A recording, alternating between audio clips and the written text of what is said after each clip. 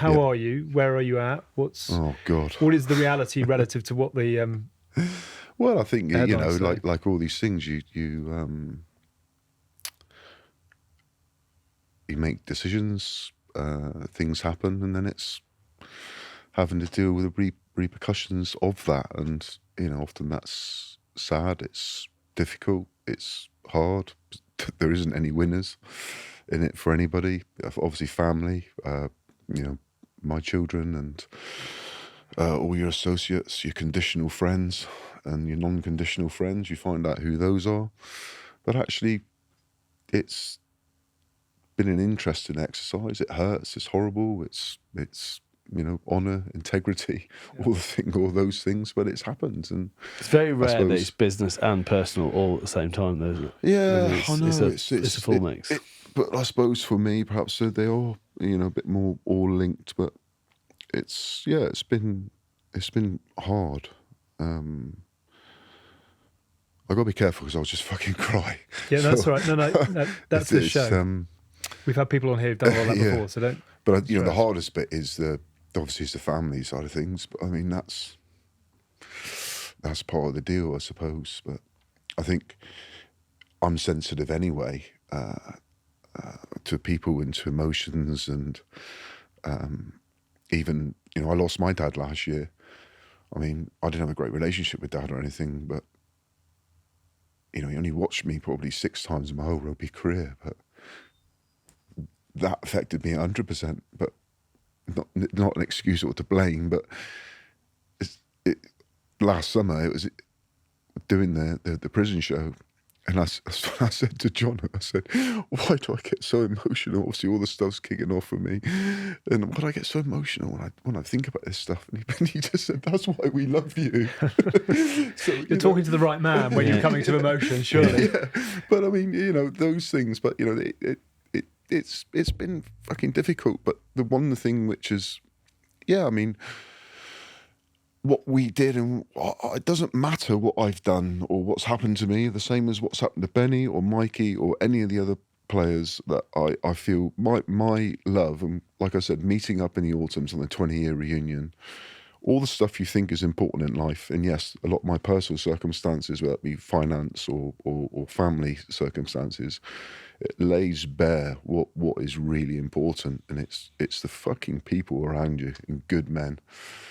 And I can promise you, I'd do anything for these guys. And I don't have to keep calling all the time. You don't have to pretend to all that all the time. You just know that you are there for each other. And that was the overwhelming thing which really got me last year, was, my God, and the stories that came out. And it's obviously for my own personal bit, but it just reinforced the good and the good. The good, because we're good people. Yeah, we're not bad people. I've made mistakes, and I hold my hand up, and I'm not sitting here. I don't necessarily want sympathy or any of that stuff. It's just, we're good people.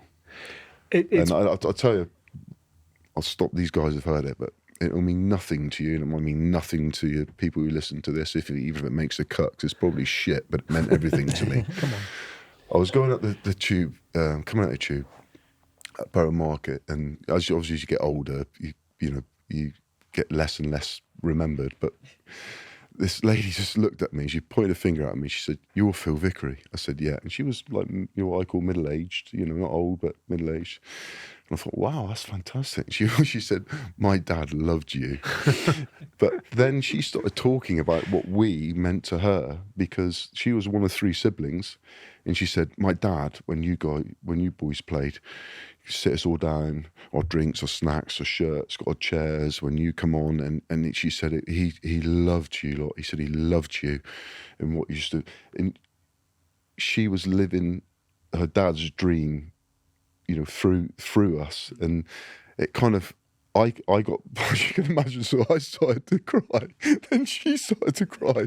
We stood in Borough Market at the top of the tube steps, But I think that for me, it keeps me sane. Yeah. For all the negativity out there, and all the assholes, and all the rubbish shit that goes on in the world right now, there are some incredible people, and we're privileged to have affected people's lives and done something very, very special. Yeah. And that I hold on to every single day. And I should think it is an infinite scale relative to anything that the three of you are aware of, because you will have heard a very small percentage of the total number of stories of lives and inspirational figures that you've been. And it's the small things like that. Absolutely. And that's what matters. Yeah. The big stuff is amazing, but actually it's not. It's the small. It's the small bits, and they don't talk about. And the thing I love, I'm front row forward. They don't talk about when Ben Cohen did this and sidestep and scored a try and Mikey done that and Wilkie and all that rubbish. Yeah. They'll tell you who they were with, what they were wearing, what they were eating, what they were drinking. That's the memory. Yeah. It's not all the rubbish rugby stuff. No one talks about the rugby. Yeah. It's all those Very little apt things. for this podcast. Yeah, exactly. That's our tagline. No one talks about the rugby. Yeah.